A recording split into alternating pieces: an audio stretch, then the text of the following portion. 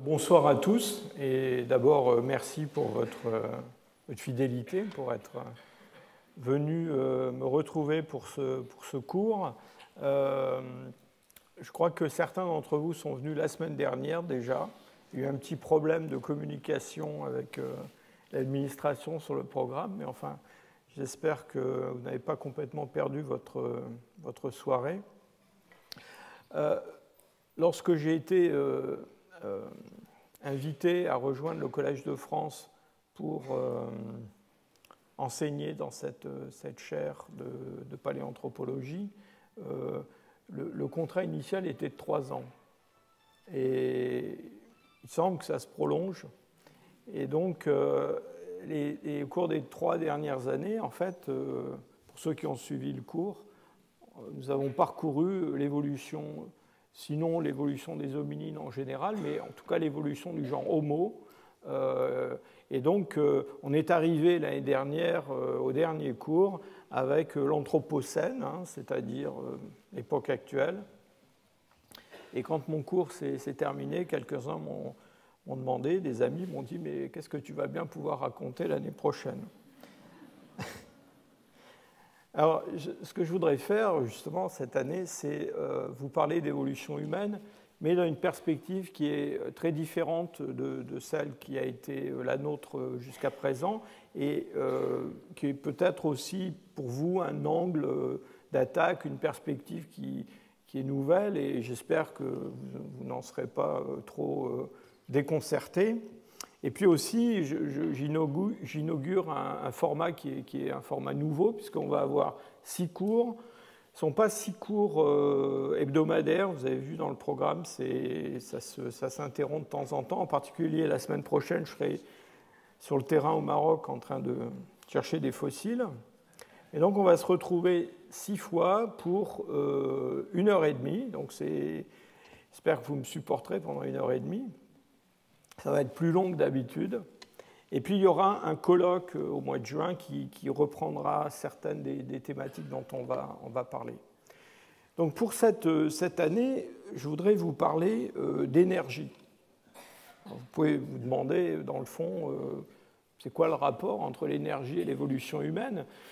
Et j'espère que d'ici le mois de décembre, je vous aurai convaincu que, en fait, l'énergie, c'est la chose la plus importante du monde, y compris pour l'évolution humaine et pour l'évolution même des organismes en général.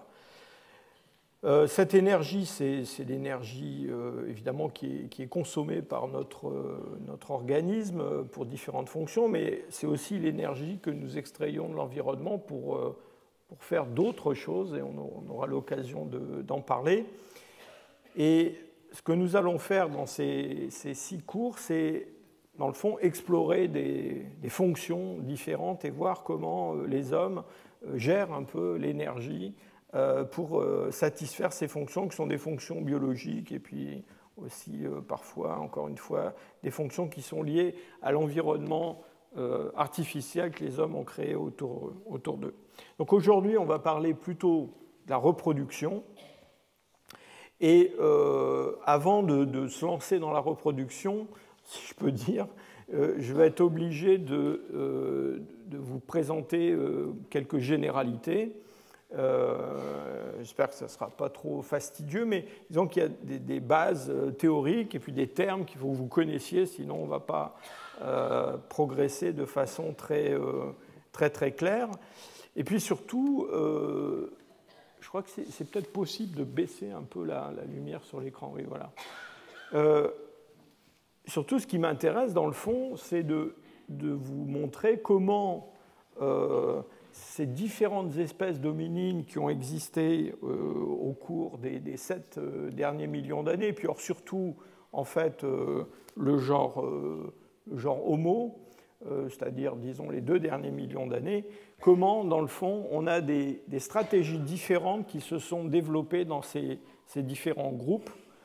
Donc, ce qu'on va faire, on va parler aujourd'hui de reproduction, surtout. On parlera d'autres fonctions, on parlera de l'alimentation, on parlera de la locomotion, de choses comme ça. D'une façon générale, en voyant ce que ça veut dire sur le plan énergétique et sur le plan adaptatif. Et puis ensuite, on essaiera d'aller voir dans cet arbre ce qui se passe et comment ces problématiques ont évolué. Alors donc, l'énergie qui est nécessaire à la vie sur Terre, eh bien, ça commence avec le Soleil, en fait. Et c'est notre source d'énergie. Et cette source d'énergie, elle parvient sur Terre et elle est captée essentiellement au départ par les végétaux, qui sont des producteurs primaires.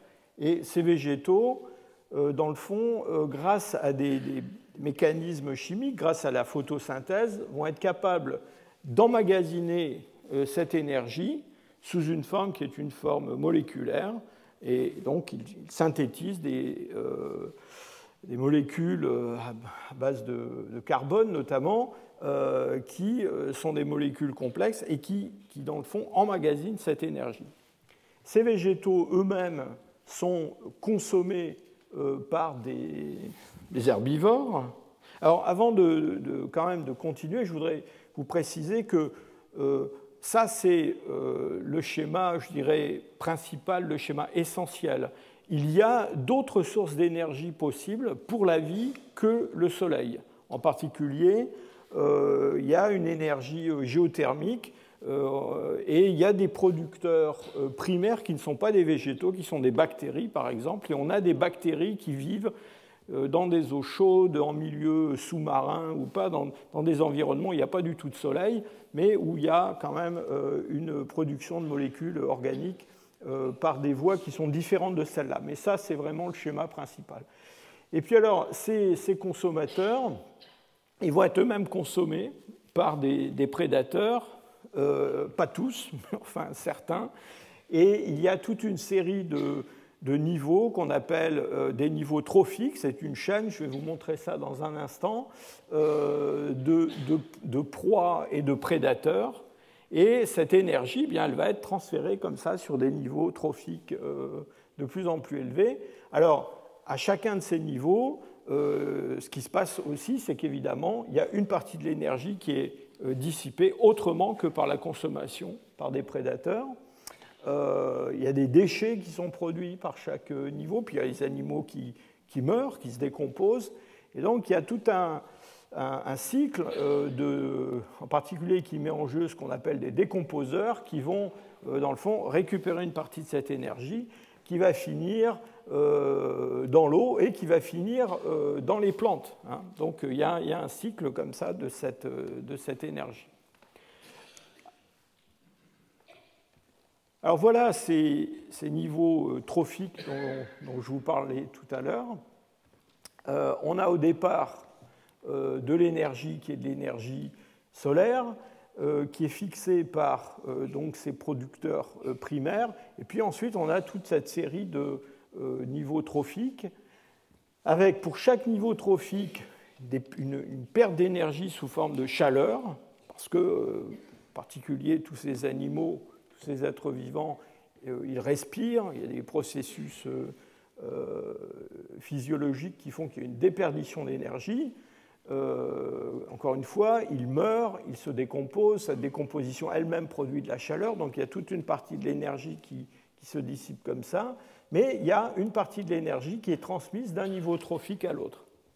Et j'attire votre attention sur le fait que, bon, alors ça c'est un schéma un petit peu caricatural, mais d'abord ce nombre de niveaux trophiques qui varie suivant les milieux en fonction de l'écologie.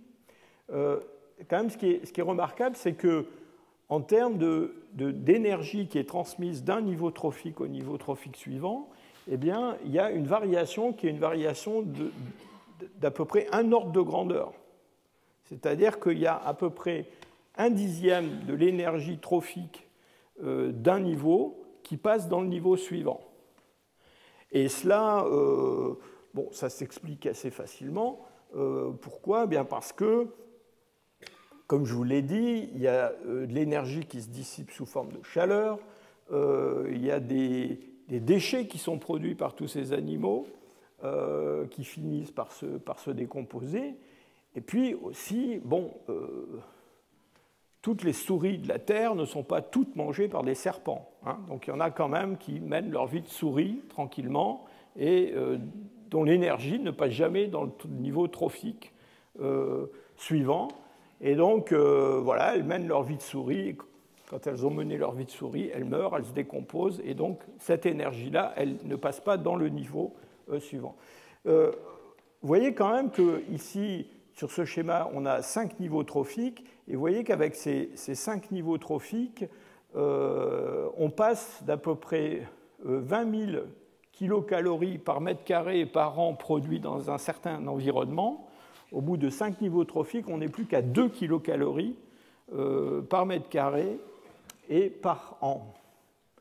Et ça explique le fait que, évidemment, plus on s'élève dans ces niveaux trophiques, et plus les animaux, les prédateurs en particulier, qui se trouvent dans ces niveaux trophiques-là, eh bien, vont avoir besoin, en dessous d'eux, dans cette pyramide, d'une quantité, d'une biomasse et souvent aussi d'un territoire qui est assez important. Et ça m'amène à une autre notion très importante, cette perspective d'écologie évolutionnaire. Alors c'est un terme qui est beaucoup utilisé dans le jargon professionnel en anglais, qui est le terme de carrying capacity, qu'on peut traduire en français par capacité porteuse. Alors il y a plusieurs termes qui ont été proposés en français, on va garder celui de capacité porteuse.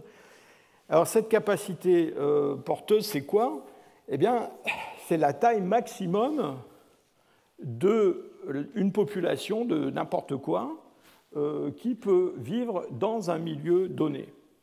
Et vous voyez tout de suite que cette capacité porteuse, elle va varier énormément en fonction des organismes, mais surtout en fonction des environnements. Je vous ai pris ici 2 exemples extrêmes. Le premier, c'est la banquise de l'Arctique. Et puis le deuxième, ça a l'air d'être une île tropicale. En fait, c'est le Portugal. Bon. Mais simplement pour vous dire qu'à la surface de la Terre, il y a des milieux dans lesquels la biomasse est beaucoup plus abondante que d'autres. Et cette biomasse, c'est quoi? Enfin, ce qu'on appelle la biomasse, eh bien, c'est l'addition de cette biomasse qui se trouve dans tous ces niveaux trophiques, empilés les uns au-dessus des autres, depuis les producteurs primaires jusqu'aux superprédateurs qui se trouvent au sommet de cette chaîne. Non seulement... alors, il y a évidemment une capacité porteuse qui est complètement différente dans ces 2 environnements, hein, en particulier pour des hommes. Il y a un autre aspect qui est important aussi à considérer dans cette comparaison entre ces 2 environnements, c'est qu'indépendamment de la température, de la végétation, plutôt de l'absence de végétation dans certains cas, il y a aussi le fait que dans les zones arctiques, on a une nuit polaire qui dure plusieurs mois et un jour polaire qui dure plusieurs mois aussi. Et donc, on va avoir une variation de la biomasse qui va être assez spectaculaire entre l'été et l'hiver, et en particulier dans le milieu marin, dans les zones arctiques, polaires, eh bien, il y a un accroissement très important de la quantité de plancton marin, tout bêtement parce qu'il fait jour absolument tout le temps. Et donc, à ce moment-là, il y a une capacité porteuse pour les baleines, par exemple, qui va être relativement élevée, mais qui va diminuer à presque rien pendant l'hiver. Alors, dans les zones tropicales, les choses sont beaucoup plus, si je peux dire, calmes. Il n'y a pas de variation saisonnière aussi brutale. Et puis, surtout, la biomasse, d'une façon générale, est beaucoup plus élevée. Alors, un des effets de cette situation, pour les primates, pour les grands singes, pour les hommes en particulier, eh bien, c'est que la taille des territoires exploités va varier considérablement. vous ai expliqué que quand on était un prédateur, surtout un super prédateur, eh bien, il fallait quand même un territoire conséquent avec beaucoup de biomasse et tout un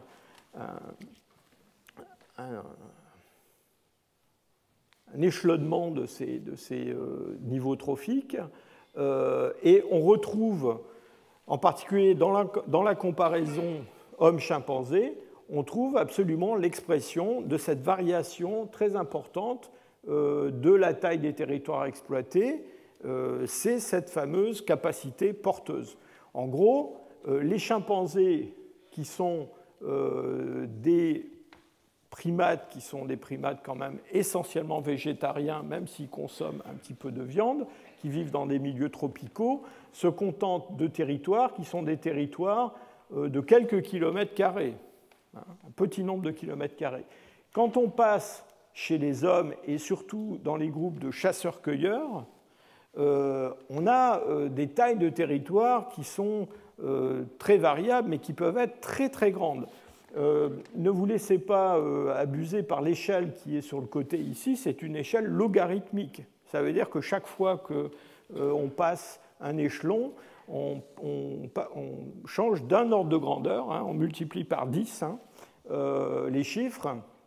Et donc, en particulier les groupes de chasseurs-cueilleurs qui vivent dans des milieux tempérés froids, comme l'Amérique du Nord, l'Alaska, enfin, qui ont vécu jusqu'à il n'y a pas longtemps dans ces milieux froids, sont des gens qui, pour survivre, ont besoin d'un territoire qui est un territoire immense comparé à celui de nos chimpanzés.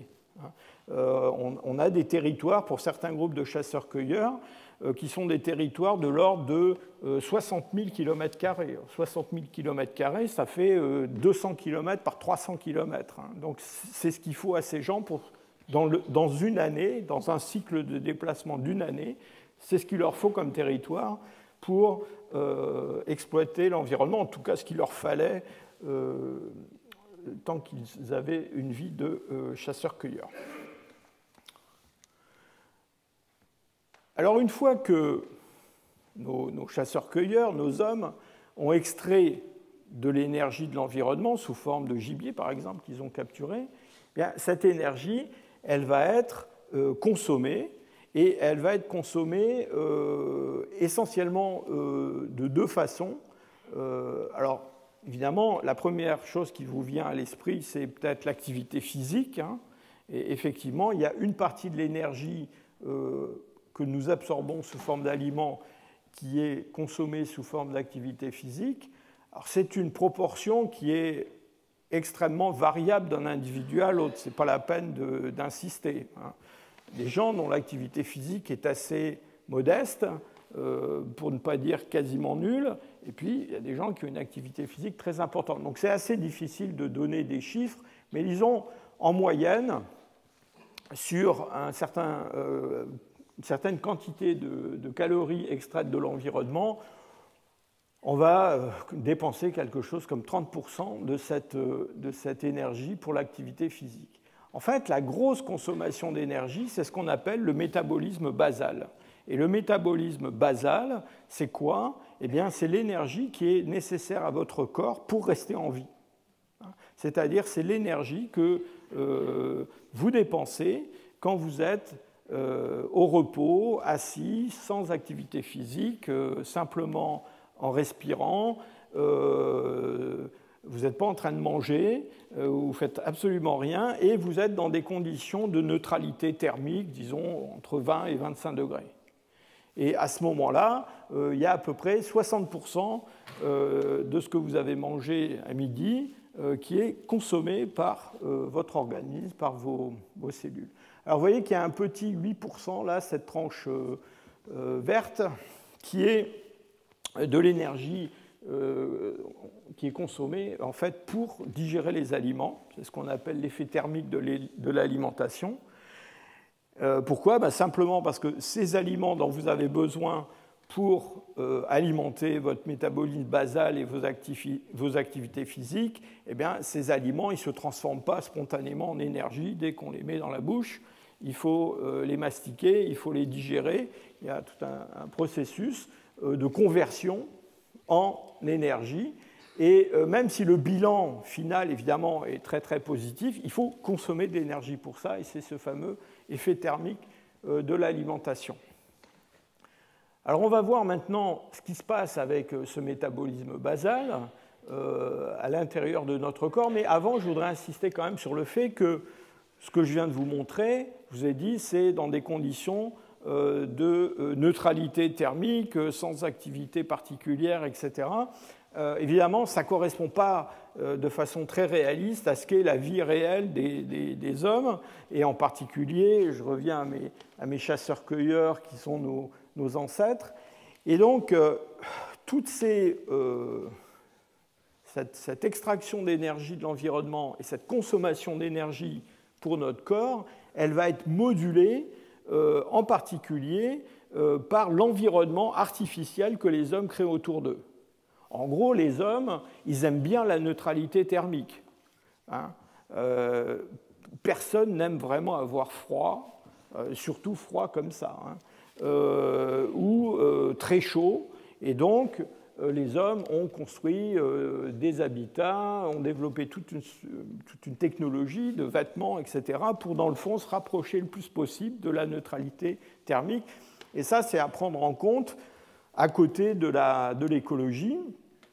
Et puis, on en parlera de façon un peu plus détaillée quand, dans 2 ou 3 semaines, quand on parlera de l'alimentation.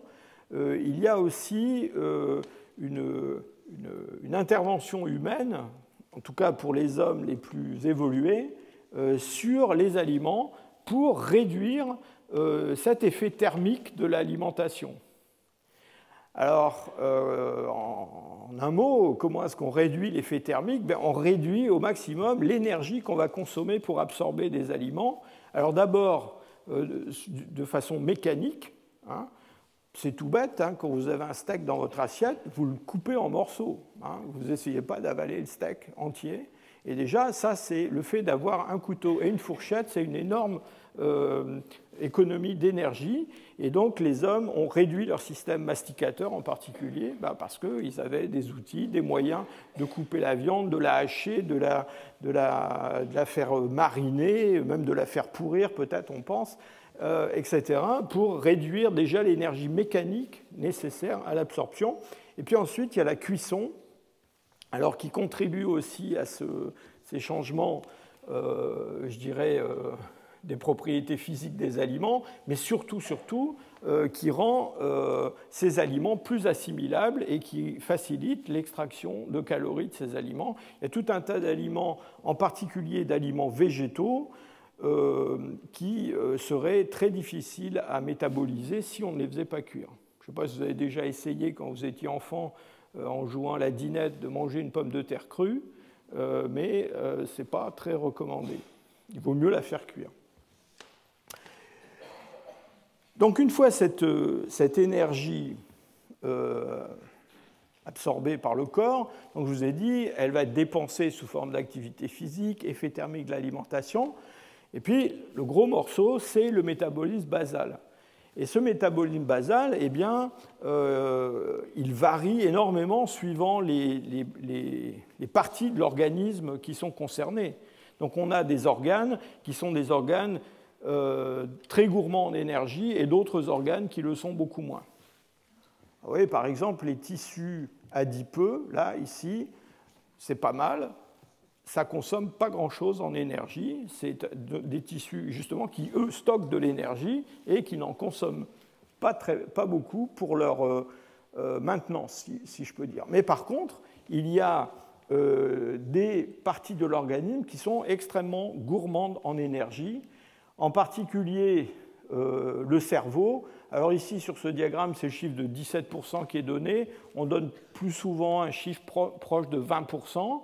Mais le cerveau, qui représente à peu près 2% de la masse corporelle, consomme 10 fois plus d'énergie que la moyenne des organes du corps. Donc à peu près 20% de l'énergie. Vous voyez qu'il y a d'autres gros consommateurs, les muscles. Et les muscles, même quand les muscles ne fonctionnent pas, même quand ils sont au repos, sont des tissus qui consomment beaucoup d'énergie. Et puis aussi tout ce qui tourne autour de la digestion. Le tractus digestif consomme beaucoup d'énergie. Le foie aussi consomme beaucoup d'énergie.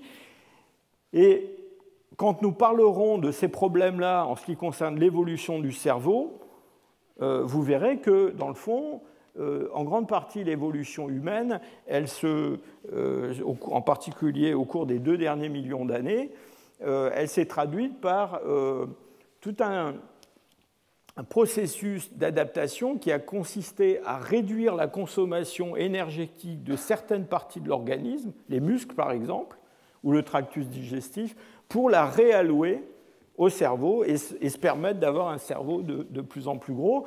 Le même diagramme pour un chimpanzé ou un gorille montrerait une portion violette pour le tractus digestif beaucoup plus importante et en opposition une partie destinée au cerveau beaucoup plus réduite. Alors voilà donc notre organisme humain qui est en mesure de fonctionner, qui extrait de l'énergie de l'environnement.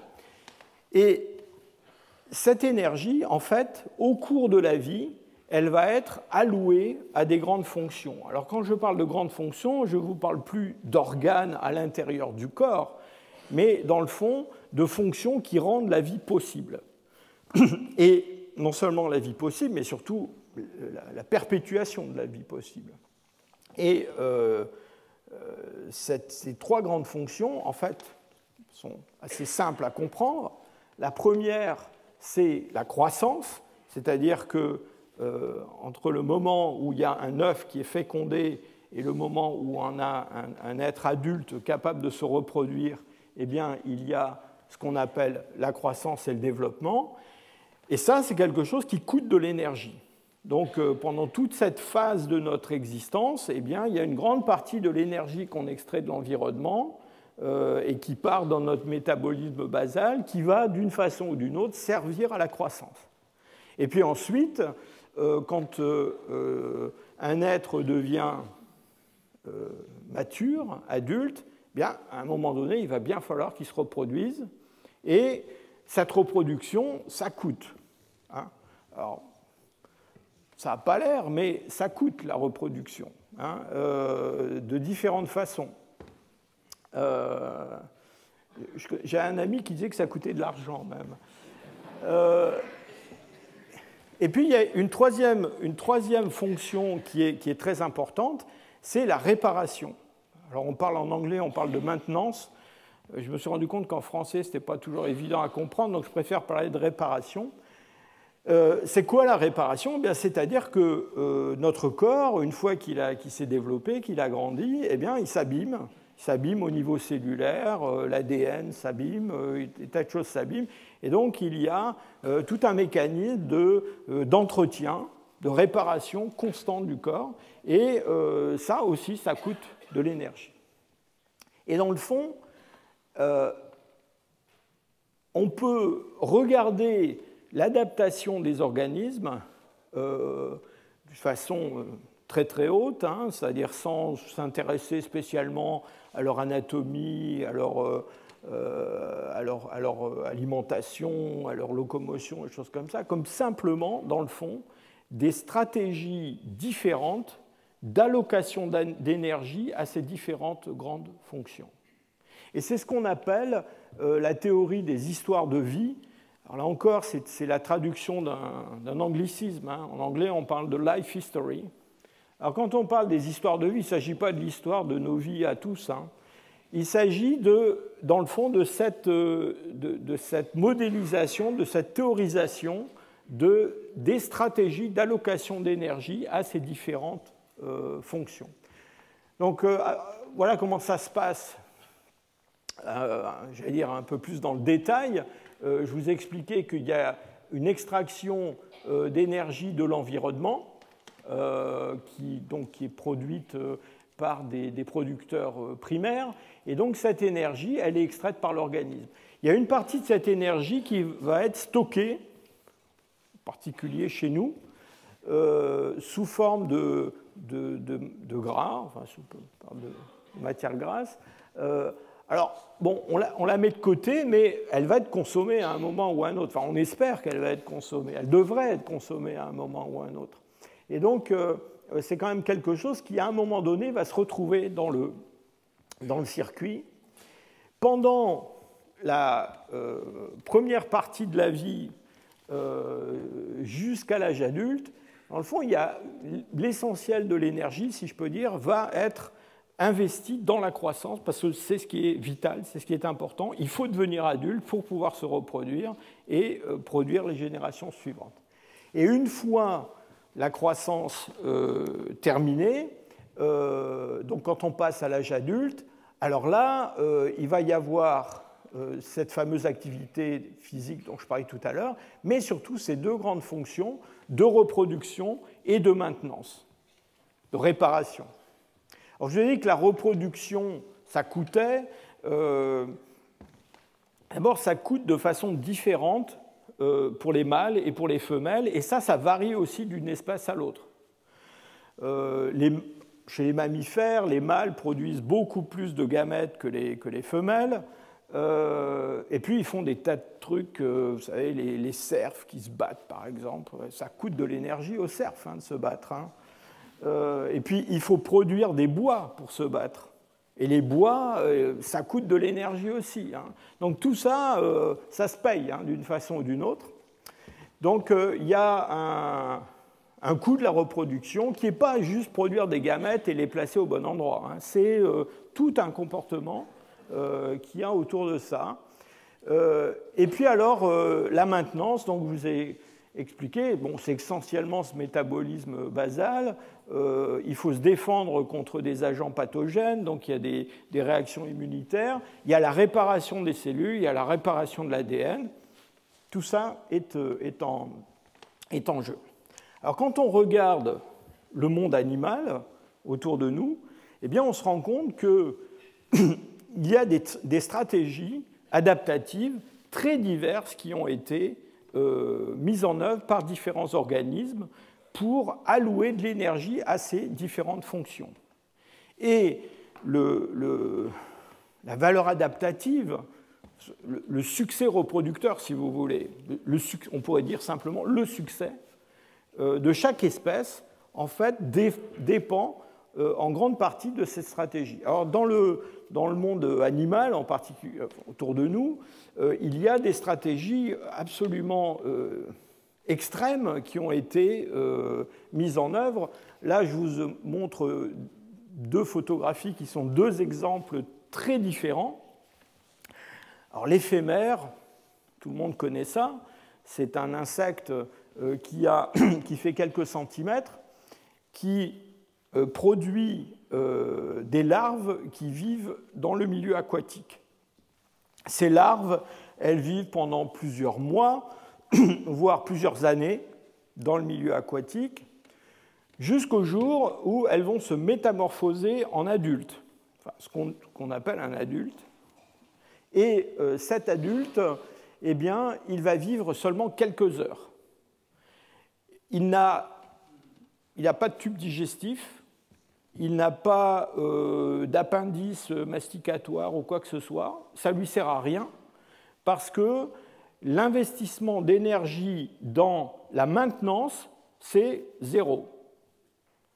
Et toute l'énergie de ces adultes va être investie dans la reproduction. Et une fois qu'ils se sont reproduits, c'est terminé, ils meurent, ils ne servent plus à rien, ils se reproduisent une fois et c'est fini.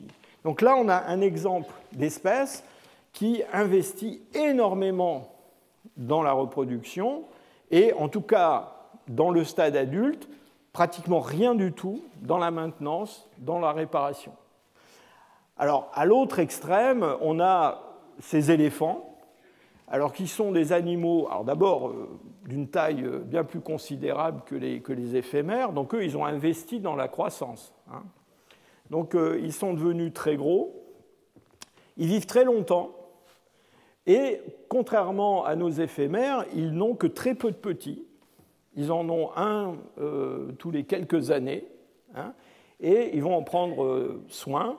et ces petits vont, dans le fond, grandir très lentement. Et ça, c'est une stratégie complètement différente, où il y a moins d'investissement dans la reproduction, beaucoup plus d'investissement dans la maintenance, dans la réparation, et puis dans la croissance. Je vous ai donné ces deux exemples. Il y en a bien d'autres, c'est-à-dire ces deux combinaisons, mais ce n'est pas les deux seules combinaisons. Il y a d'autres combinaisons qui existent dans le monde vivant. Alors, on va faire un petit sondage. Imaginez que vous ayez à vous réincarner. Qu'est-ce que vous préférez, une éphémère ou un éléphant? Alors, les éphémères, levez la main. Il y a quelques éphémères quand même. Hein. Alors, les éléphants, ah oui, il y a beaucoup plus d'éléphants. Alors, je vous indique quand même que les éphémères existent depuis le Carbonifère et que ce sont les insectes ailés les plus anciens sur Terre.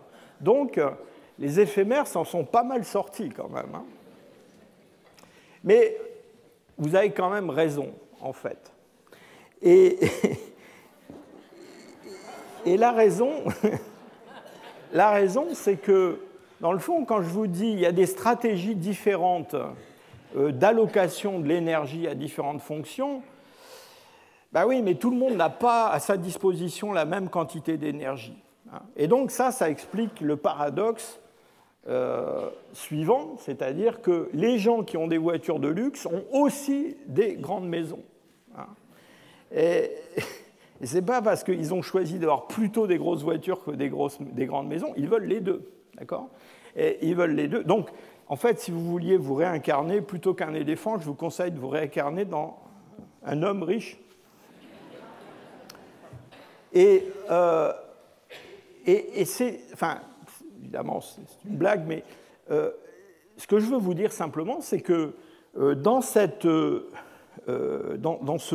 jeu d'extraction de l'énergie et de réallocation à différentes fonctions, bien, il y a des espèces qui ont des capacités d'extraction de l'énergie qui sont bien plus grandes que les autres. Et donc, ça leur permet d'avoir les voitures de luxe, les grandes maisons et tout le reste. Hein. Et dans le fond, quand vous avez choisi l'éléphant, inconsciemment, vous avez quand même choisi une espèce qui est capable d'extraire pas mal d'énergie de son environnement par rapport aux éphémères. Et les hommes, alors eux, sont des super champions de l'extraction d'énergie. On va avoir l'occasion d'en reparler plusieurs fois.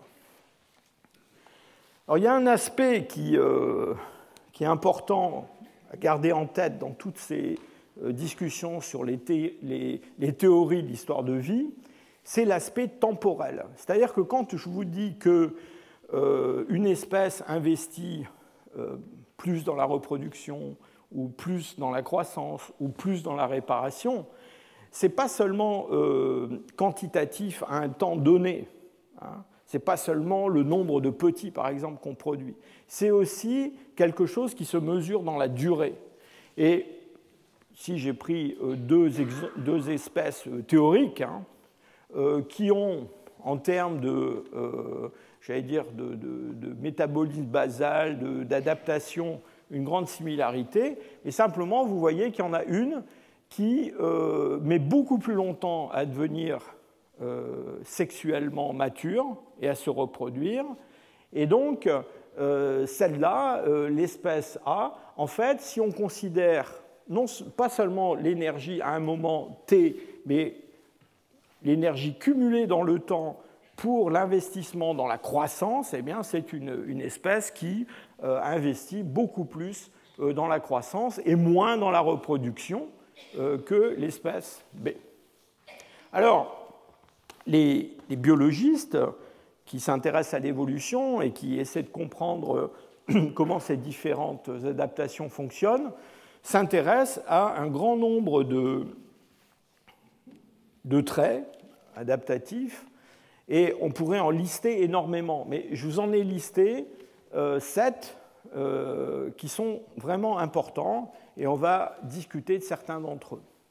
Dans ces modèles adaptatifs à des histoires de vie différentes, il y a d'abord la taille à la naissance qui compte énormément. C'est-à-dire qu'il y a des espèces qui donnent naissance à des petits, très nombreux, de toute petite taille, et puis il y a des espèces qui donnent naissance à très peu de petits, mais qui sont de plus grande taille. Puis il y a aussi même des espèces qui donnent naissance à très peu de petits et de toute petite taille. Vous avez vu le petit panda à la télévision. Enfin, on avait du mal à le voir même au départ. Donc la taille à la naissance, c'est quelque chose qui est très important. Ensuite, il y a le nombre de petits et puis aussi le sexe ratio, le nombre de mâles par rapport au nombre de femelles. Alors, chez les hommes, normalement, c'est à peu près moitié-moitié, mais il y a des espèces où ce n'est pas du tout moitié-moitié. Ça peut être un sexe plutôt que l'autre, et ça peut être un sexe plutôt que l'autre en fonction des conditions de l'environnement, en particulier la température, par exemple. Les crocodiles pondent des œufs qui vont donner des mâles ou des femelles en fonction de la température moyenne de maturation de ces œufs. Alors, les poissons font des choses encore plus extraordinaires. Ensuite, il y a le mode de croissance, c'est-à-dire la durée de la croissance et puis tout ce qui se passe comme changement pendant cette croissance. Est-ce que c'est une croissance qui est rapide au début et puis plus lente plus tard? Et on va en parler en particulier pour les hommes. Il y a l'âge à laquelle un individu peut commencer à se reproduire et quelle est sa taille à ce moment-là. Alors, ôtez-vous de l'idée qu'il faut forcément avoir la taille maximum adulte pour se reproduire. En fait, ce n'est pas vrai. Il y a des espèces, et même les hommes peuvent se reproduire sans avoir atteint leur taille adulte maximum. Ensuite, il y a l'investissement reproductif en fonction de la taille et de l'âge. Donc ça peut varier. On peut, vouloir se reproduire plutôt quand on est un jeune adulte. Mais enfin, il y a des messieurs que ça ne dérange pas de se reproduire quand ils sont plus du tout des jeunes adultes, par exemple. Donc ça change. Ensuite, on va parler de choses plus tristes, mais la mortalité en fonction de l'âge et de la taille, et puis la longévité, c'est quelque chose aussi qui est très important. Donc il faut prendre tout ça en compte pour comprendre, dans le fond, le modèle adaptatif d'une espèce en particulier, et puis des hommes pour ce qui nous intéresse. Alors, je vous ai montré tout à l'heure mes éphémères et mes éléphants. On distingue, enfin les gens qui s'intéressent à l'écologie évolutionnaire et aux théories d'histoire de vie ont distingué deux modèles extrêmes. Mais encore une fois, j'insiste sur le fait que ce sont deux modèles extrêmes, mais qui ne sont pas les seuls qui existent dans la nature. Alors, il y a une stratégie qu'on appelle la stratégie R. Alors, ce R vient de reproduction rate, excusez l'anglicisme, c'est-à-dire le taux de reproduction. Donc là, ce sont des espèces dont la stratégie, dans le fond, c'est d'avoir un grand nombre de petits. Et donc, c'est ce fameux taux de reproduction qui est important dans ces espèces. Alors, ce sont des espèces qui ont tendance à grandir assez vite. Alors, pas forcément pour atteindre des grandes tailles, mais disons qu'elles arrivent assez vite à la maturité sexuelle. Elles se reproduisent donc à un âge qui est très jeune. Elles ont une vie courte en général, donc une fois que la reproduction est faite, souvent elles ne vivent pas très longtemps. Elles ont un grand nombre de petits à la fois. Ça peut être dans certaines espèces, je ne parle pas des mammifères, hein, mais ça peut être des dizaines de milliers, voire des centaines de milliers de descendants. La reproduction n'est souvent, pas toujours, mais dans les cas extrêmes, la reproduction est relativement peu fréquente, rare. Et il y a une forte mortalité, en particulier des petits qui sont produits. Et alors, ces petits qui sont produits, ça peut être des œufs, ça peut être des petits, il y en a beaucoup, mais personne ne s'en occupe, en particulier les parents ne s'en occupent pas. Et donc, en gros, c'est statistiquement, on espère que sur cette grande quantité de petits, il y en a qui vont survivre. Alors ce modèle, cette stratégie R, elle est souvent adoptée par des espèces qui vivent dans des milieux qui sont des milieux instables, des milieux imprévisibles. Alors quand je dis des milieux instables ou imprévisibles, sont des milieux instables ou imprévisibles, des milieux à risque au moment de la reproduction. Pensez par exemple à une tortue marine. Bon, la tortue marine, elle ne vit pas dans un milieu qui est spécialement imprévisible. L'océan, les récifs coralliens ou même le milieu pélagique, c'est un milieu qui est assez prévisible. Par contre, au moment de la reproduction, quand cette tortue marine va se rendre sur une plage, pondre ses œufs dans un trou, et puis ensuite il va falloir attendre pour que ces œufs éclosent et que les petites tortues se précipitent vers la mer avant d'être dévorées par toutes sortes d'animaux, ça c'est un milieu à risque. Ça c'est un milieu qui est imprévisible. C'est-à-dire que par pur hasard, il peut y avoir beaucoup de mouettes sur la plage un jour ou beaucoup moins un autre jour. Et donc, les espèces qui sont confrontées pour leur reproduction à ces milieux-là sont souvent des espèces qui ont cette stratégie R.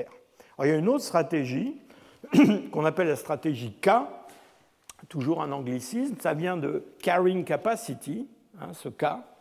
Alors, ces lettres R et K sont des lettres que les écologistes utilisent, je ne parle pas de l'écologie politique, que les écologistes utilisent dans des formules pour mesurer, en tout cas, en particulier, les pressions de sélection qui peuvent s'exercer. Alors, la stratégie K, c'est une stratégie qui est complètement différente. C'est une maturation qui est très lente, avec une première reproduction qui est tardive, une longévité des individus qui est assez longue, des petits qui sont peu nombreux, avec une période de reproduction possible qui est assez longue pour chaque individu, une survie élevée des petits et des soins donnés par les parents.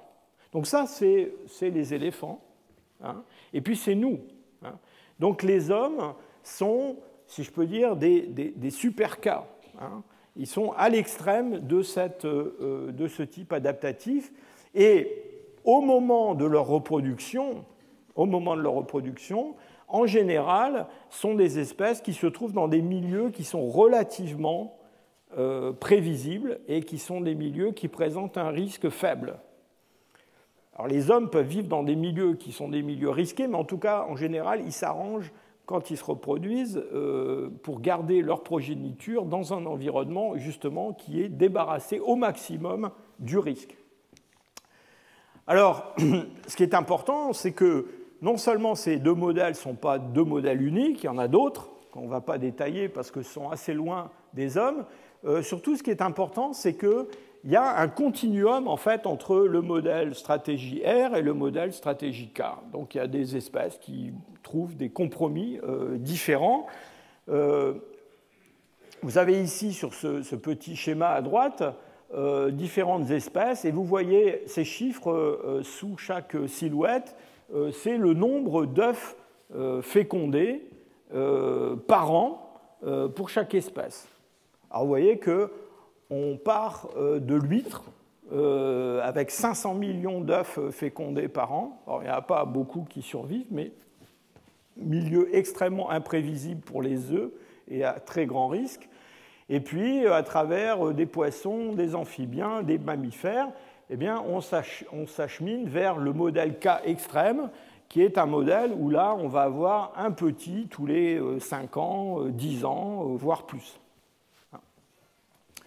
Donc, ça veut dire quoi? Ça veut dire que si on regarde le taux de survie de chaque population, eh bien, on a dans le modèle K énormément d'individus jeunes qui survivent, et puis la mortalité va se faire sentir surtout sur les individus âgés, à l'opposé de ce qui se passe dans le modèle R, où là, on a une mortalité très très forte des jeunes, et puis ensuite, eh bien, ça va se calmer, et puis la mortalité va baisser chez les adultes d'âge avancé. Donc, il y a des courbes intermédiaires qui représentent d'autres espèces. Alors, les hommes, eh bien, je vous l'ai dit déjà, comme les autres hominoïdes, comme les grands singes africains ou asiatiques, eh bien, toutes ces espèces correspondent à cette stratégie K, et donc on retrouve tous ces traits de vie dont je vous ai brièvement parlé. Alors, on peut les regarder un petit peu plus en détail. On va commencer avec la longévité. Alors, d'une façon générale, les grands singes, les hommes, vivent longtemps comparés à d'autres mammifères. C'est assez intéressant de regarder ce que donne la longévité dans l'ensemble des mammifères. Et, alors ici, c'est une étude qui est assez intéressante parce que, alors, ce qu'on voit avec ces points rouges, tout ça, c'est des espèces différentes de mammifères. C'est que, en fait, plus on a affaire à des espèces de grande taille, et plus la longévité est importante. Et donc, au sein des primates, eh bien, on a ce phénomène qui joue, et les hommes sont des primates de très grande taille, en tout cas si vous les comparez à des petits singes sud-américains ou à des prosimiens. Donc, on s'insère assez bien dans ce schéma. Dans cette étude, les chercheurs ont aussi introduit des oiseaux. Alors, vous voyez que les oiseaux sont les points bleus. Les oiseaux ont une longévité assez supérieure, en fait, à celle des mammifères, à taille égale. Donc, on a tendance... Alors, ces échelles en abscisse en ordonnée sont toujours des échelles logarithmiques, pratiquement, parce que sinon, on ne pourrait pas représenter à la fois une musaraigne et un éléphant sur le même diagramme. Alors, ce qui est assez intéressant, c'est que donc on a cette longévité assez importante chez les oiseaux. On s'est demandé pourquoi, et la réponse, elle vient du fait que quand on vole, eh bien... comme on dit dans le jargon, on est moins exposé au risque de mortalité extrinsèque. C'est-à-dire que, indépendamment du vieillissement, des maladies, de toutes sortes de choses désagréables qui peuvent arriver, on a moins de chances de se faire attraper par un prédateur quand on vole que quand on ne vole pas. Et la meilleure preuve de ça, c'est que, en fait, si on ajoute à ce diagramme des mammifères volants, comme les chauves-souris, eh bien, les mammifères volants se rangent avec les oiseaux, c'est-à-dire qu'ils ont une longévité qui est ce qu'on attend pour un oiseau de cette taille-là. Et par contre, les oiseaux qui sont des oiseaux inaptes au vol se rangent avec les mammifères. Donc, c'est bien le vol plus qu'autre chose qui est en jeu dans cette histoire-là. Donc, je vous disais que les primates au sein des mammifères se caractérisaient par une longévité encore plus importante que la moyenne des mammifères. Et au sein des primates, plus on va avoir affaire à des primates de grande taille, comme le gorille, le chimpanzé, l'orang-outan et l'homme, et plus on va avoir des longévités importantes. Donc cette longévité, la voilà comparée ici entre des chimpanzés et puis des hommes qui sont des chasseurs-cueilleurs. Donc ce que vous avez, ces courbes représentent le taux de mortalité en pourcentage de la population. Alors, ça démarre très haut au début. Alors, ça veut dire quoi? Ça veut dire qu'il y a une mortalité infantile très forte chez les chimpanzés et chez les hommes. Je ne parle pas des hommes qui vivent dans le 5e arrondissement de Paris, mais des chasseurs-cueilleurs. Ici, sont des Hatchés d'Amérique du Sud. Donc, une mortalité infantile très forte, puis ensuite la mortalité descend très très vite, et puis dès qu'on a affaire à des adolescents ou des jeunes adultes, donc il y a une mortalité qui est faible. Alors chez les chimpanzés, elle ne va pas tarder, donc on a ici des mâles et des femelles, elle ne va pas tarder à remonter, et elle remonte de façon graduelle jusqu'à un âge autour de 40 ans, qui est en gros l'âge maximum qu'on observe dans la nature pour des chimpanzés sauvages. Des chimpanzés qui sont placés dans des conditions de vie proches des hommes peuvent vivre beaucoup plus longtemps. Je ne sais pas si vous connaissez l'histoire de du petit chimpanzé qui jouait Cheetah dans les films de Tarzan, mais elle est morte, il est mort à plus de 70 ans. Alors chez les hommes, on a une baisse de la mortalité infantile, enfin une baisse de la mortalité dès qu'on arrive à l'adolescence. On a un plateau jusque vers 40-45 ans, et puis ensuite la mortalité va remonter puis s'accélérer énormément vers la fin. Donc vous voyez que le message principal de tout ça, c'est quand même que les hommes vivent plus longtemps que les chimpanzés, hein, et en gros, c'est ce qu'on attend. Alors, pendant cette longue vie, les hommes vont être caractérisés par un développement beaucoup plus long que celui des chimpanzés. Et ici, vous avez une comparaison des courbes de croissance entre ce chimpanzé et cette petite fille. Ce que vous voyez, c'est qu'en gros, chez le chimpanzé, la taille adulte, elle est acquise autour de 13 ans, par là, 12-13 ans à peu près. Et c'est l'âge d'ailleurs auquel les chimpanzés normalement commencent à se reproduire.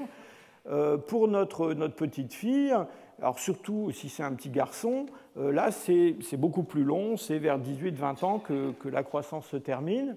Vous avez une courbe qui est la courbe de croissance elle-même, qui est là, et puis cette autre courbe, c'est une courbe qui est une courbe de vélocité, c'est-à-dire la vitesse de la croissance à un moment donné.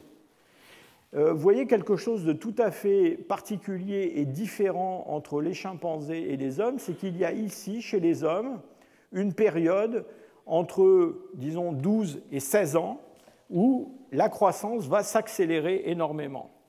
Et donc ça, c'est l'adolescence, c'est la puberté.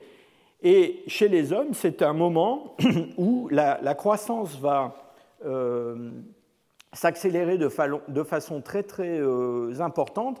Et on va avoir, disons, en quelques années, on va passer d'un format enfant à un format adulte, hein, de façon accélérée. Cette phase d'adolescence, avec cette accélération de la croissance, on pense que c'est un caractère qui est particulier aux hommes et qu'on retrouve de façon beaucoup moins marquée chez d'autres espèces d'hominoïdes, le chimpanzé par exemple. Alors concrètement, pour en revenir aux hommes, ça veut dire quoi ? Ça veut dire qu'on a une croissance qui est une croissance séquentielle, hein, c'est-à-dire qu'on revient à ces problèmes de coût. Hein. Il y a un coût à la croissance, je vous ai expliqué ça au début, au cours de la vie. Une grande partie de l'énergie extraite de l'environnement, elle est investie dans la croissance, et en particulier, au début de la vie, c'est le cerveau, dont on va parler la prochaine fois, qui est le plus gros consommateur d'énergie pour sa croissance. Une fois que le cerveau a atteint sa taille adulte, ce qui arrive autour de 5-6 ans, sa maturation va continuer, mais sa taille est à peu près atteinte, sa taille adulte, eh bien, il y a d'autres parties de l'organisme qui vont se développer de façon séquentielle. La dentition, c'est aussi quelque chose qui coûte beaucoup d'énergie à développer. Donc, on développe une dentition déciduale, puis une dentition permanente. Et puis, en fait, chez les enfants, il y a une espèce de stase, si je peux dire, où ils grandissent de façon assez lente, entre, disons, 4-5 ans et puis, justement, l'adolescence, une dizaine d'années, 11 ans.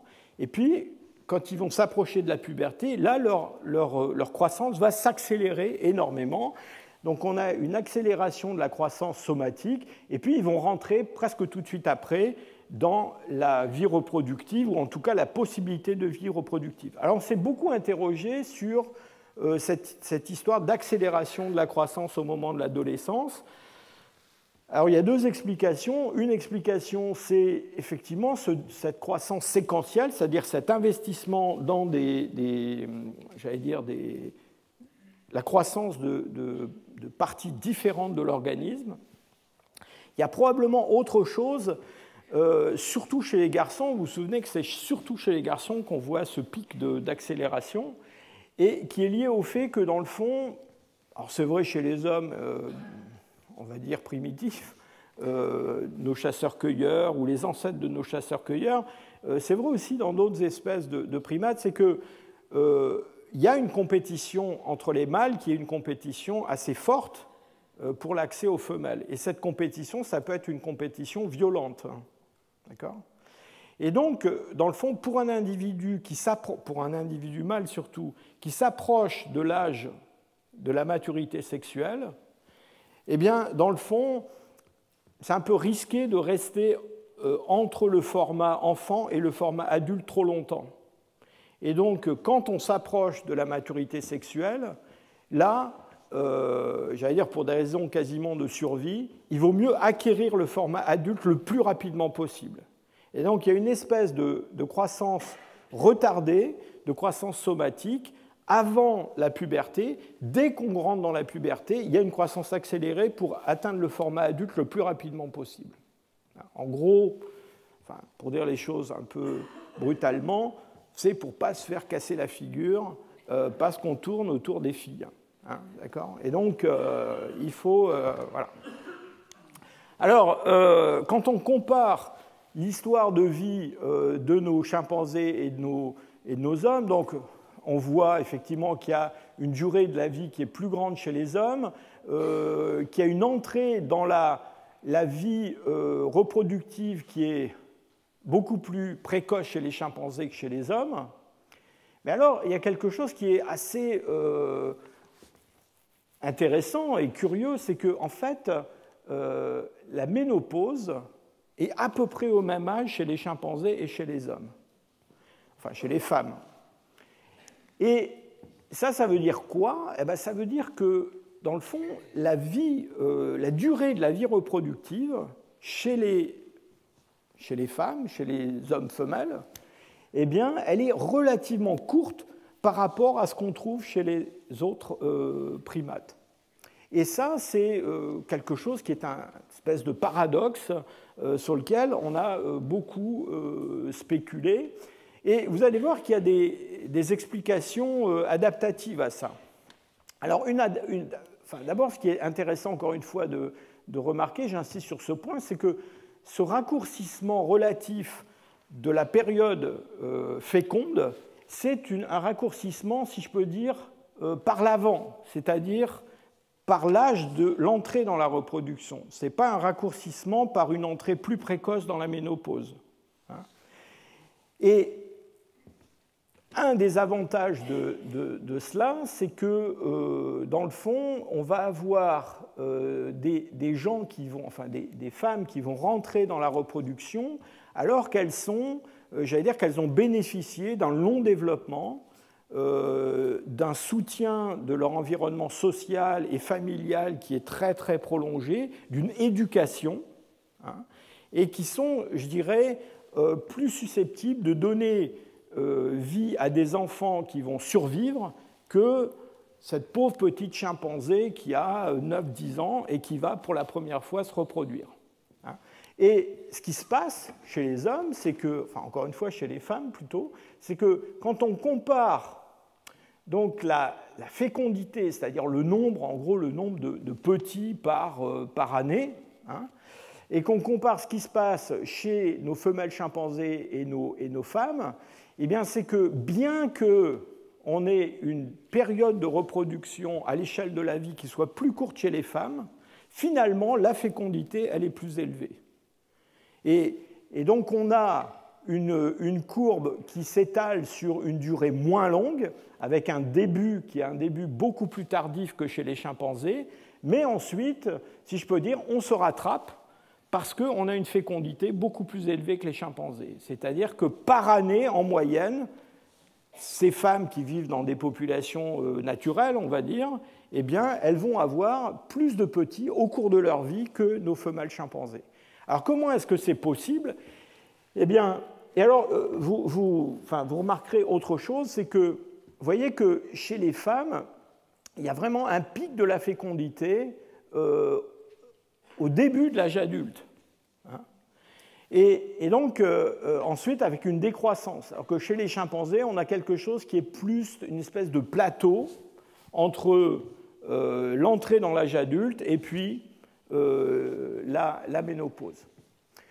On pense que dans le fond, les hommes ont été soumis à des pressions de sélection qui ont favorisé la reproduction concentrée sur quelques années au début de l'âge adulte.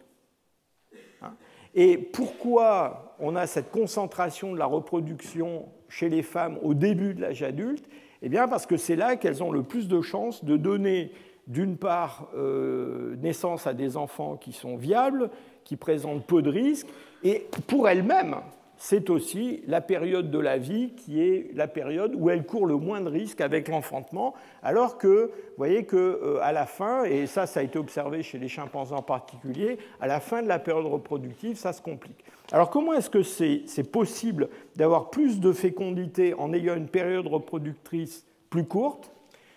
Eh bien, les hommes ont, par rapport aux chimpanzés, une grande différence qui est l'âge du sevrage. Et l'âge du sevrage chez les grands singes est beaucoup plus tardif que chez les hommes.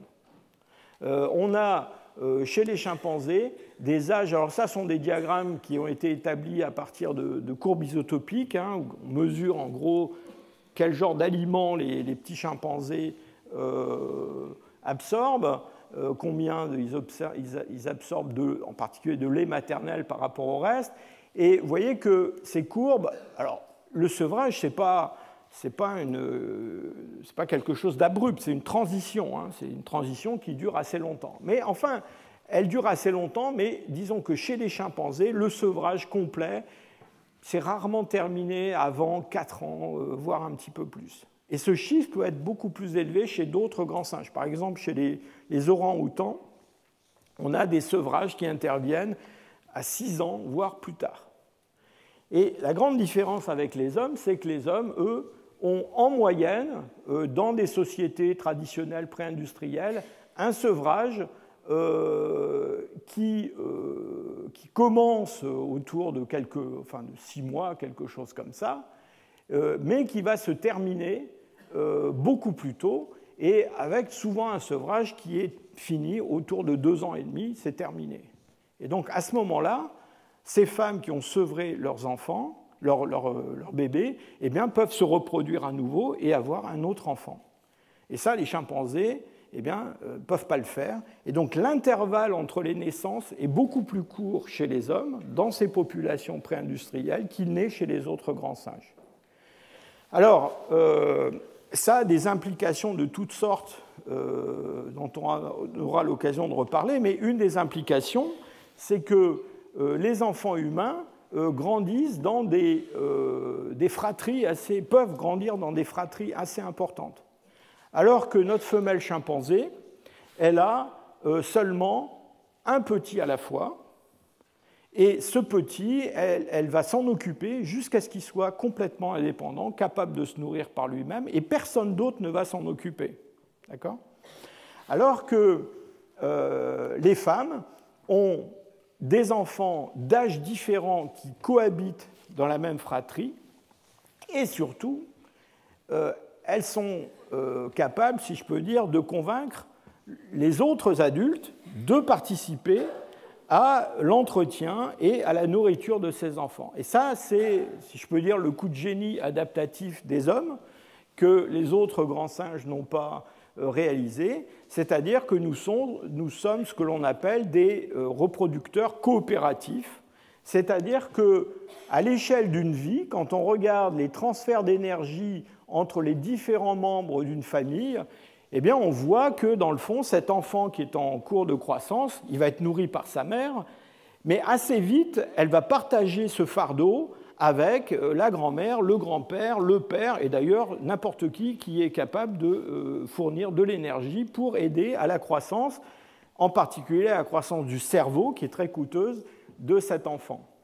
Il y a des études très intéressantes qui ont été faites qui montrent, toujours pareil chez nos chasseurs-cueilleurs, que par exemple, l'intervalle des naissances à l'intérieur d'une population varie en fonction de l'apport énergétique par les pères. C'est-à-dire que plus les pères sont capables d'apporter de l'énergie supplémentaire à ce que la mère donne à son enfant, en particulier à travers l'allaitement, et puis ensuite au cours du sevrage, plus cela va permettre de raccourcir l'intervalle entre les naissances dans cette population et donc une fécondité plus élevée. Et donc vous voyez que ces transferts d'énergie entre adultes et ce comportement de reproducteurs coopératifs, c'est quelque chose de très important pour les hommes.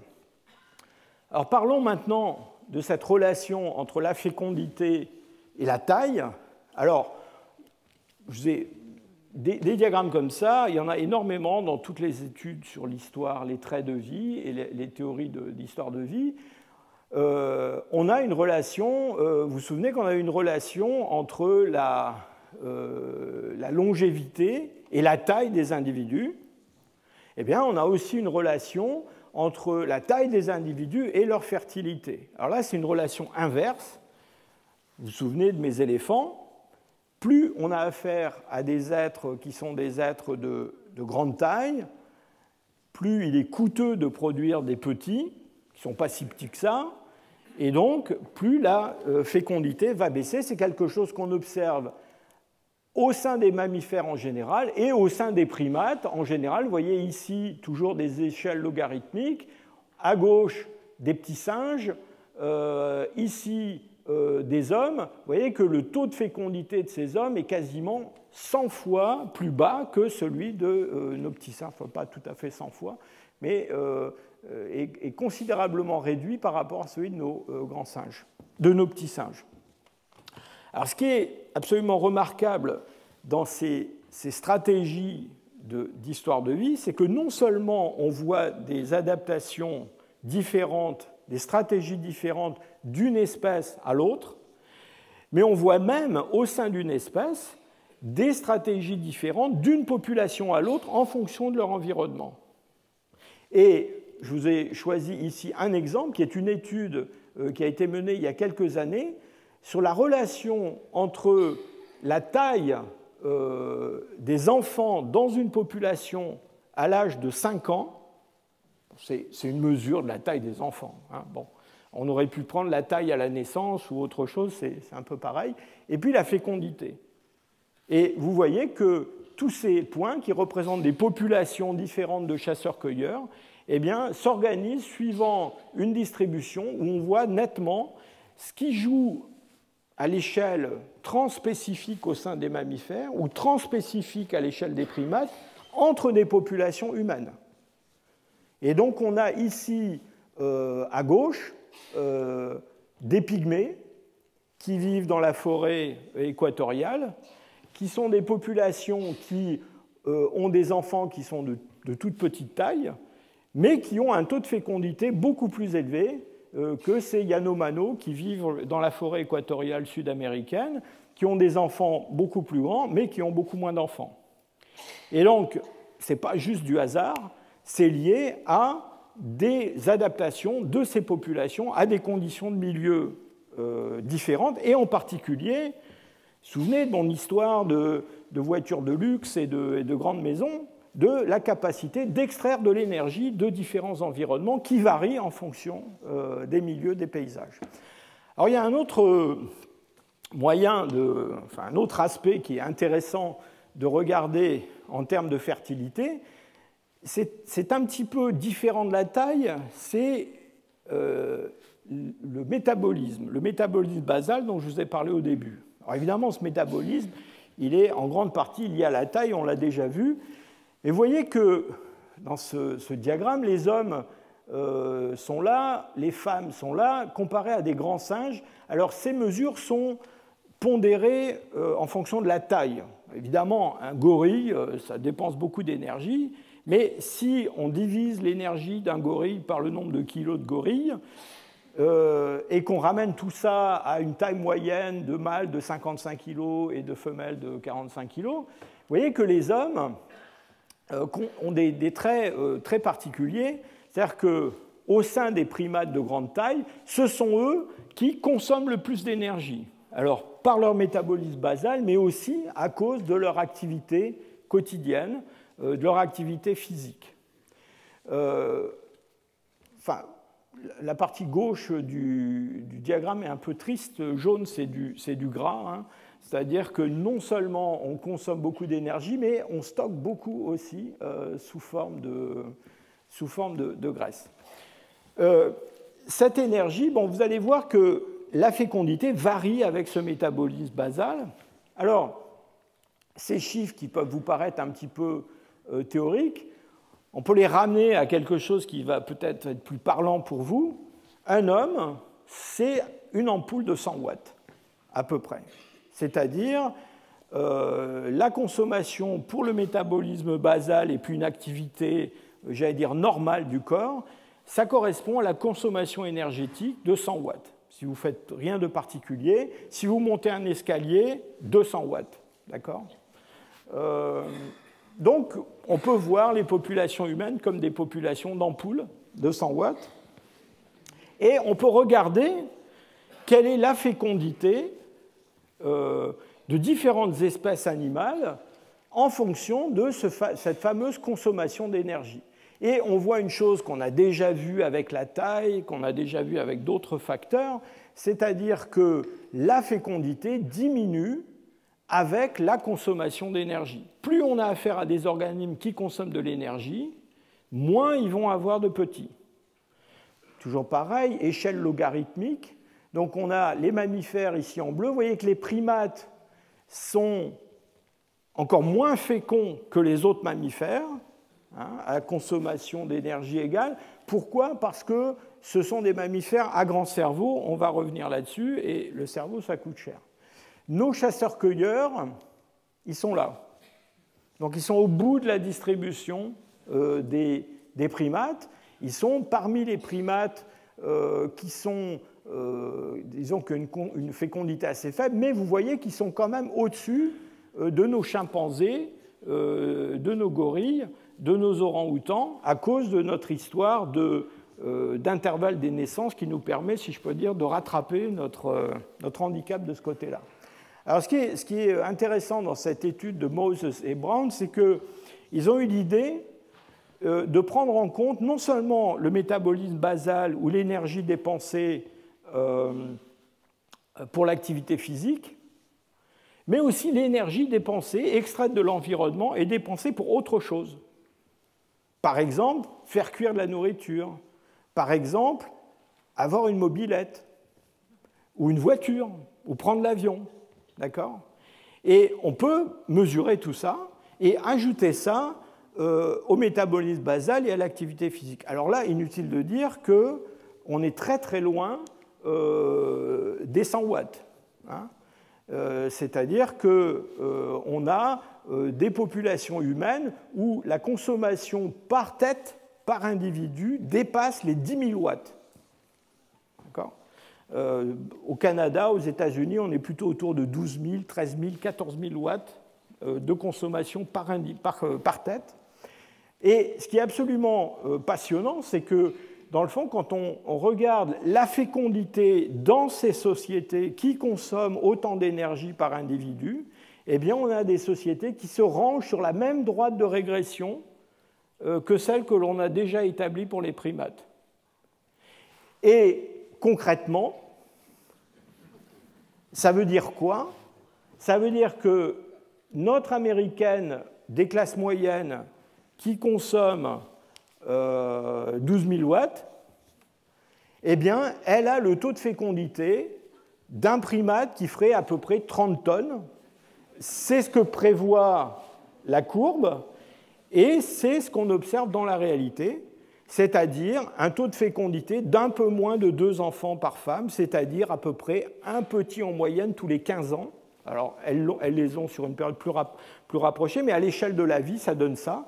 Et c'est exactement ce que donne la prédiction de cette étude. Alors, bon, inutile de vous dire que ça a un certain nombre d'implications. Alors, il y a une autre façon de voir les choses. Je vous disais tout à l'heure que la reproduction, ça coûtait de l'argent.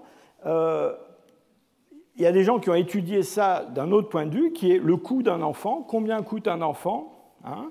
Alors, on a parlé jusqu'à présent de coûts métaboliques, mais on peut aussi compter en dollars. Et donc, les derniers chiffres, enfin ceux que j'ai trouvés pour 2015, c'est que l'enfant de cette américaine des classes moyennes pour qu'ils grandissent entre la naissance et 18 ans, ça coûte 233 610 $ en moyenne.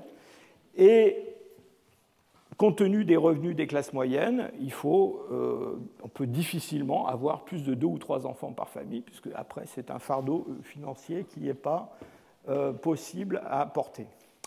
Alors, parlons maintenant, dans ces traits de vie, de la mortalité. Vous vous souvenez que c'était un aspect qui était important. Alors, la mortalité n'est pas inéluctable. Hein, c'est la bonne nouvelle. Cette ligne verte ici, c'est l'hydre d'eau douce. Donc, l'hydre d'eau douce a une mortalité qui est constante. C'est-à-dire, à partir du moment où il naît, le taux de mortalité ne change jamais. On pense que l'hydre d'eau douce vit peut-être éternellement. Apparemment, il a des réserves de cellules souches qui sont infinies. Et donc, il n'y a pas de changement du taux de mortalité. Nos tortues, vous vous souvenez qu'elles avaient une très forte mortalité à la naissance, et puis après, ça se calme. Après, quand elles arrivent à un certain âge, si rien ne leur arrive de malheureux, elles peuvent vivre très très longtemps. Alors, les hommes, eux, c'est pas tout à fait la même chose. Donc, eux, ils ont une mortalité très faible au début, mais les choses vont se gâter à partir d'un certain âge. Et donc, vous voyez que la mortalité, après 70 ans, 80 ans quand même, augmente énormément.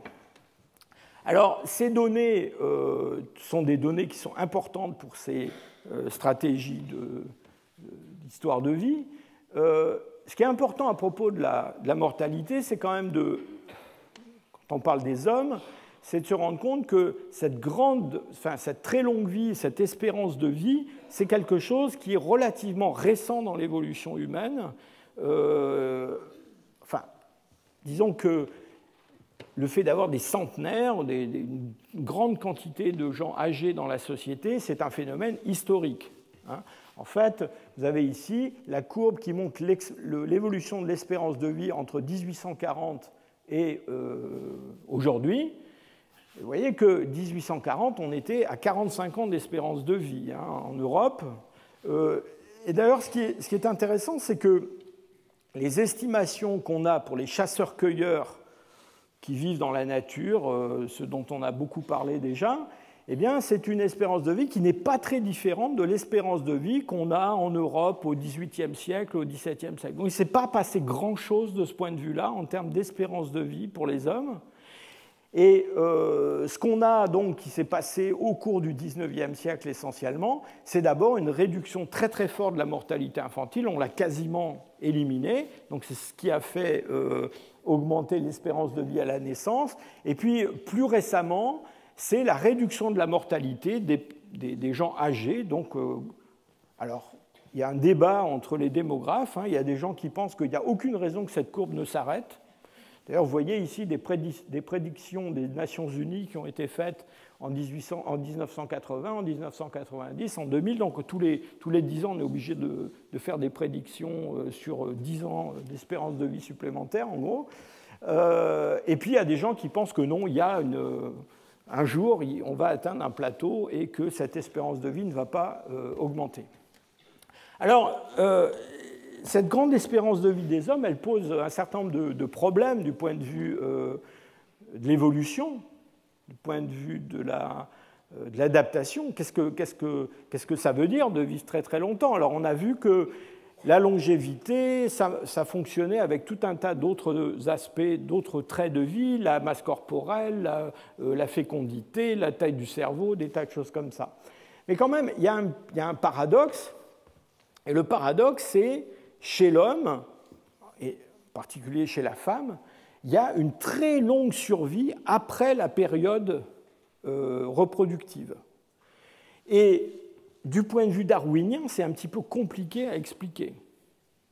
Pourquoi? Parce que les gènes qui sont... Enfin, le génome qui est soumis à la sélection, il est soumis à la sélection pendant la période où on se reproduit.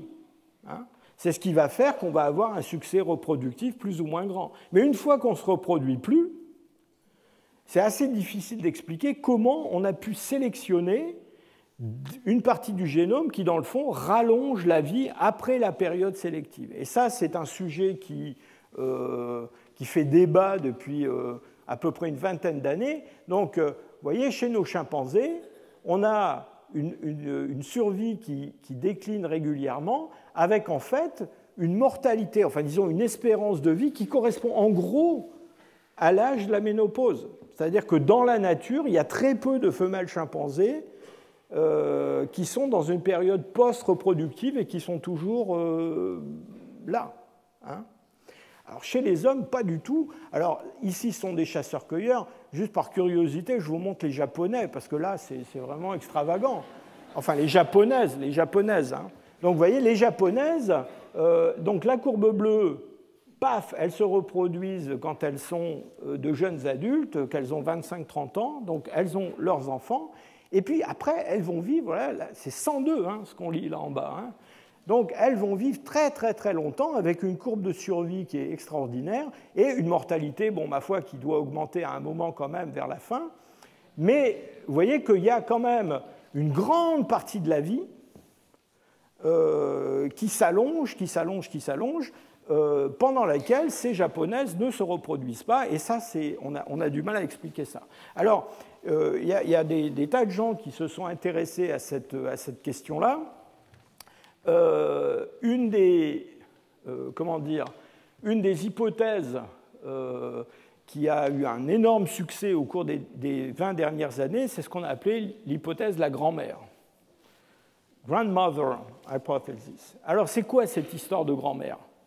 Eh bien, c'est l'idée que, en fait, les grand-mères, évidemment, elles ne se reproduisent pas, mais elles accroissent le succès reproductif de leurs filles, parce qu'elles s'occupent des enfants de leurs filles. D'accord? Et c'est une chercheuse américaine qui s'appelle Kristen Hawkes, qui est dans l'Utah, qui a étudié beaucoup les Hadza, qui sont un groupe qui vit en Afrique de l'Est et qui sont des chasseurs-cueilleurs. Et chez ces Hadza, les hommes chassent, mais les femmes travaillent drôlement, et elles travaillent à extraire des tubercules du sol pour nourrir la famille. Et les grand-mères creusent, d'accord ? Et en creusant, en ramassant des tubercules, dans le fond, elles aident à la survie, au succès reproductif de leurs petits-enfants.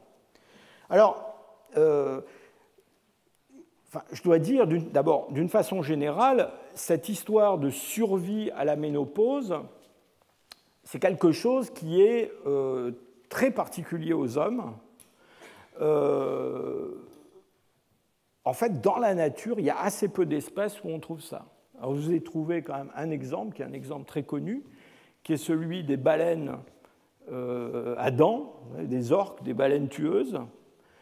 Donc, chez les baleines tueuses, on a une vie en société, une vie en groupe. D'ailleurs, soit dit en passant, sont eux aussi des mammifères avec un grand cerveau et une stratégie K de trait de vie. Et ce qu'on a observé, c'est que c'est essentiellement des femelles ménopausées qui sont les chefs, en gros, de ces groupes, et qui les dirigent et qui les guident dans leur pérégrination dans l'océan. Alors, les grands-mères Hadza ne sont pas les chefs, hein, mais elles survivent très très longtemps. Alors, cette hypothèse des grands-mères est constamment discutée par tout un tas de publications. Il y a même dans mon laboratoire des gens qui ont écrit des papiers là-dessus. Je crois même que j'en ai écrit un. Et en fait, le problème qu'on a, c'est le suivant. C'est que toutes ces études sur les grands-mères sont des études qui sont fondées sur des corrélations. Et en science, des corrélations, ce ne sont pas des explications. C'est-à-dire qu'on montre qu'il y a une corrélation entre la survie des jeunes enfants et puis le fait qu'ils aient des grands-mères, pas des grands-mères. Mais dans le fond, on a du mal à trouver le mécanisme. Alors ce mécanisme un peu naïf que je vous décrivais, hein, c'est-à-dire des histoires, des tubercules, de prendre soin des enfants, etc., on aimerait pouvoir le quantifier. Et en fait, on n'y arrive pas. Il y a des gens qui font en biologie de la modélisation, c'est-à-dire qu'ils construisent des modèles mathématiques. Et ces modèles mathématiques nous permettent de se rendre compte de ce qui est possible, ou surtout de ce qui n'est pas possible en fonction de différents paramètres. Le problème avec l'hypothèse des grands-mères, c'est que quand on construit un modèle mathématique, on se rend compte que oui, c'est avantageux d'avoir une grand-mère qui nourrit les petits-enfants. Mais ça serait encore plus avantageux si la grand-mère pouvait se reproduire. Et donc, dans le fond, ça n'explique pas pourquoi elle est ménopausée. Hein. Et on soupçonne, non mais c'est une affaire très sérieuse, on soupçonne qu'en fait, c'est un, et ça arrive souvent dans les mécanismes de l'évolution, et je crois qu'on va s'arrêter là-dessus pour ce soir, vous savez, souvent dans les mécanismes de sélection naturelle, eh bien, il y a des produits secondaires, hein, byproduct en anglais. C'est-à-dire que ce qu'on soupçonne, c'est que peut-être que cette histoire de femmes qui survivent très très longtemps à la ménopause, c'est le produit secondaire de la sélection d'autres choses. Alors, les scientifiques ont beaucoup d'imagination et ils ont trouvé des tas d'explications possibles, de mécanismes qui pourraient expliquer ça. Alors, il y en a qui sont assez amusants. Par exemple, il y en a un suivant lequel c'est en fait la survie des hommes qui est sous une pression de sélection positive et que la survie des femmes après la ménopause, c'est un produit secondaire parce qu'on ne peut pas sélectionner des gènes qui fonctionneraient juste chez les hommes et pas chez les femmes. Alors, le problème, c'est que les femmes ont tendance à vivre quand même plus longtemps que les hommes. Mais enfin, bref. Donc, il y a cette explication-là. Il y a même une explication que je trouve assez chouette, hein, qui est l'idée que, en fait, les hommes qui ont le plus grand succès reproductif, ce sont ceux qui se reproduisent le plus longtemps possible, qui préfèrent d'ailleurs les jeunes femmes aux femmes âgées, et que c'est eux qui, dans le fond, conduisent le mécanisme de sélection naturelle, et que du coup, on a sélectionné des gènes qui favorisent la longévité dans l'espèce en général, et donc secondairement chez les femmes, même après la ménopause. Donc je vous laisse pour ce soir sur ces réflexions.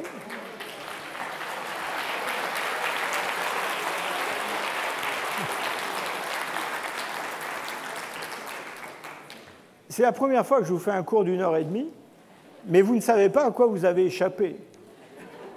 Parce que la semaine prochaine, enfin pas la semaine prochaine, dans 15 jours, on verra dans le fond tous les points que je viens de discuter, on va les examiner dans le registre fossile, et puis on parlera aussi du cerveau à ce moment-là. Je vous remercie pour votre attention.